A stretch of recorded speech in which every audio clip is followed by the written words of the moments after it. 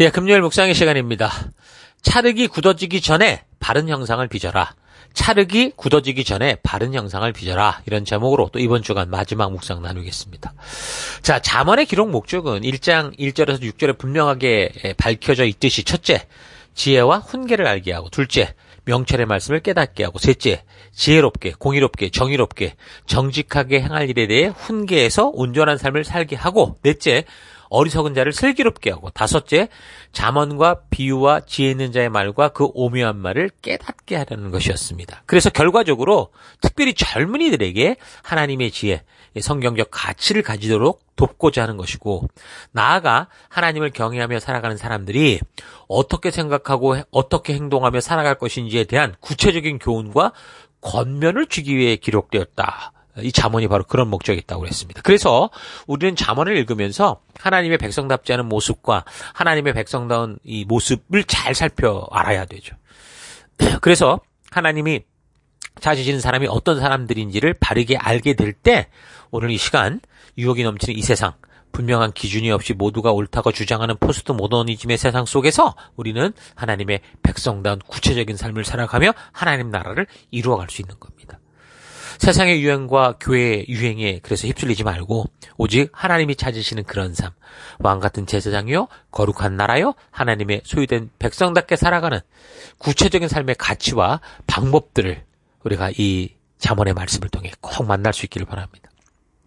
오늘날 이 세대와 교회들은 하나님께서 찾으시고 기대하시는 이런 모습을 상실했다고 그랬죠. 성경도 모르고 잠언서의 진정한 의미를 모르기에 하나님이 찾으시는 사람이 어떤 사람인지를 모르기에 이런 겁니다. 그래서 사탄이 거짓말을 하는 이 모습을 그대로 받아들이고 속는 거죠. 하와처럼. 그래서 세상의 유행 따라 휩쓸려 사는 문화가 주는 그런 모습, 거기에 휩쓸리는 게 자기라고 생각을 하고 착각을 합니다. 하나님은 우리를 구원해 주셨을 때 바로 천국으로 부른 게 아니에요. 지금 우리가 살아가는 이 환경, 이 상황, 똑같은 이 장소에 우리를 그대로 두셨어요. 그래서 구원받은 사람들이 되어 살아가지만 변화된 건 지금 사실 하나도 없어요. 이건 방치했다는 게 아닙니다. 하나님은 홍해를 건너 출애굽한 그 백성들을 하나님 백성답게 살아가는 언약으로 초대하신 것처럼 오늘 예수로 말미암아 구원된 백성들을 바로 하나님의 언약 앞으로 신의 산 앞으로 모으시는 거예요. 그것이 바로 새 언약의 성취로 시작된 교회라는 거죠. 그래서 우리가 교회를 나가잖아요. 예수를 믿으면. 그게 굉장히 중요한 의미가 있는 거예요. 그래서 하나님이 우리를 방치한 게 아니고요. 바로 구원의 방주와 같은 교회, 새 언약의 공동체로 우리를 부르시는 거죠. 신의 산으로 우리를 불러 모으시는 거예요. 그렇다면 우리는 바로 그곳에서 뭘 해야 됩니까? 바로 하나님의 법도와 규례와 명령을 통해 하나님 나라의 백성답게 살아가는 그 가치관을 배워야 되는 거예요. 그래서 우리는 교회를 통해 하나님의 말씀을 바르고 빠르게 그리고 온전히 알아가야 됩니다. 그래서 온 교회가 이 일에 집중해야 되는 거예요. 하나님은 예나 지금이나 하나님의 자녀들을 당신의 백성답게 세워가세요. 하나님께서 이 세상의 삶이 급하다고 그래서 그냥 아무나 붙잡고 막 일하시는 거 아니거든요. 이 사람들을 구원하여 그 말씀의 꼴로 먹이시고 그래서 결국 하나님을 경외하는 사람으로 그렇게 먼저 세우시고 그렇게 될 때 그들이 어떻게 하나님의 의도로 아니 이 땅 가운데 하나님 나라를 이루는 그런 일들을 이루어 가시는 거죠. 그래서 하나님이 경계하시는 사람들의 여러 모습을 한마디로 말하면 뭐라고 그랬습니까? 불순종하는 모습이라고 그랬죠. 불순종하는 게 뭐라고 그랬어요? 하나님의 온전한 이 뜻을 말씀을 통해 바르게 알지 못하니까 하나님의 존재를 우습게 여기는 사람들이라고 그랬죠. 그런 경우 하나님도 어쩔 수 없다고 했어요. 어떻게 할 도리가 없어요. 자유의지를 가진 존재가 저렇게 고집을 피면. 그래서 잠언서를 읽으면서 여호와 경외하는 마음을 배우고 부단히 자기를 복종시켜서 말씀이 습관이 되고 순종이 삶의 태도가 돼서 각자의 삶의 현장에서 그 말씀대로 하나님의 백성답게 살 수 있을 때까지 그 성화의 과정이라고 그러는데 끊임없이 우리는 우리 스스로를 복종시켜야 돼요. 우리 교회는 뭐 많은 가능성이 있다고 저는 생각합니다. 이제 부록을 넘기는 사람들이 막 생기고 있는데 부록 40을 보통 부록이라고 그러거든요. 50을 뭐 지천명 그리고 뭐 2립 30대를 2립 이렇게 말하는데 어쨌든 부록 40대 그 말은 뭐냐면 유혹에 흔들리지 않는다. 어떤 세상의 어떤 진리를 좀 알겠다 그런 의미겠죠. 근데 다르게 생각해보면 무슨 말을 해도 자기식으로 듣고 고집을 피우는 그런 모습 불혹 이렇게 될 수도 있어요. 다시 말하면 변화의 가능성이 점점 줄어드는 나이가 됐다 그 말인 거죠. 이 부록이라는 걸 통해서 유혹에 흔들리지 않는 삶이어야 되는데 자기 고집대로 굳어지는 삶을 사는 건 이게 낭패가 아닐 수 없어요. 자, 그런 면에서 우리 교회 이 40대들은 하나님의 말씀으로 살아가는 가치를 붙잡은 분들이기에 전 참 감사합니다. 고집피지 않는 말씀으로 깎여지는 사람이어서 고맙습니다. 지금 우리 교회에 속한 대부분의 젊은이들이 나이가 보면 지금 청년들도 많은데 뭡니까? 이 사람들은 사실 미술 공작 시간에 아직 이 찰흙이죠. 찰흙 같은 거예요. 그러니까 마음대로 주물러서 원하는 형상을 만들 수 있는 그런 나이라는 거죠. 근데 이제 조금 시간이 흘러서 이게 점점 굳어지거든요. 그럼 주물러서 만드는 이게 안 돼요. 그럼 망치를 가지고 두들겨 패고 깨고 그래야 돼요. 그래서 나이가 너무 들어서 굳어버리면 안 되고 굳기 전에 그 교육을 해야 돼. 영아기, 유아기, 유년기, 소년기, 청년기. 이때 만들어져야 그 다음에 이제 나머지 성년기, 장년기에, 노년기에 바른 말씀의 길을 걸어갈 수 있는 거죠. 이제 굳어지려고 하는 나이에 접어드는 40에 가까워지는 사람들은 더 경각심을 가지고 이 말씀으로 자신을 잘 깎으세요. 준비하세요.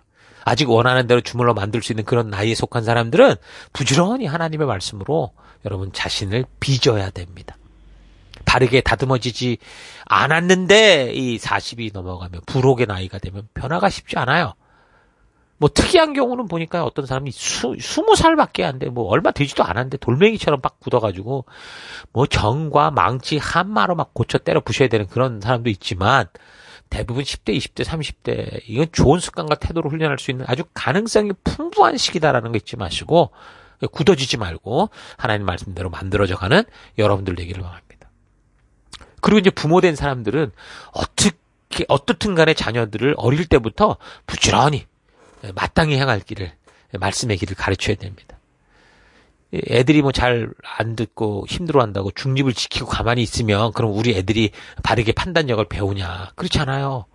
세상에 수많은 거짓 메시지에 노출되어 있기 때문에 불과 한 1, 2년이면 아무런 코치도 하지 않고 내버려두면 완전히 불신자가 되는 정도가 아니라 하나님 조롱하고 공격하고 사회의 어떤 악과 같은 그런 존재가 될 수 있어요. 부지런히 그래서 말씀으로 교육을 해도 어떻습니까? 아이들이 세상에 나가서 세상에서 자란 친구들을 만나면 쉽게 변질되는 그런 시대예요. 그래서 누구나 다 바르게 성경을 읽고 계속해서 하나님 말씀으로 자신을 조명해야 하지만 무엇보다 아이들과 많은 시간을 보내야 되는 어머니들, 특히 부모님들은 더욱더 말씀으로 자신을 조명하는 시간을 늘려야 됩니다. 늘 바쁘죠. 애들이 생기면 더 바빠지고 더 바빠질 수 있어요. 그런데 바쁠수록 우리는 하나님의 말씀 앞에 들어가야 돼요.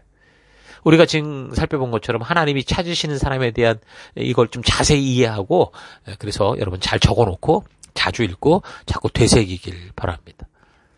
아이를 훈육할 때도 엄마 아빠가 먼저 성경의 모형을 삶으로 딱 보여주면서 이런 모습이다 해야 아이들이 따라하지.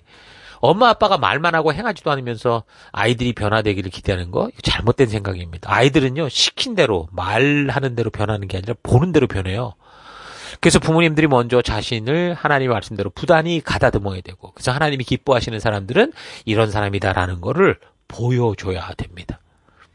다시 한번 말하지만 지혜를 주시옵소서 이렇게만 하지 말고 여호와를 경외하는 마음으로 잠언을 부지런히 읽으십시오. 더불어서 성경과 역사를 꾸준히 살펴가면서 읽고 묵상하며 함께 가족들과 셀과 교회 속에 나눠가길 바랍니다. 그래서 하나님이 찾으시는 그런 사람 지혜롭고 명철하여 복을 누리고 나누어주는 귀한 백성들로 성장하여 가기를 주의 이름으로 축원합니다.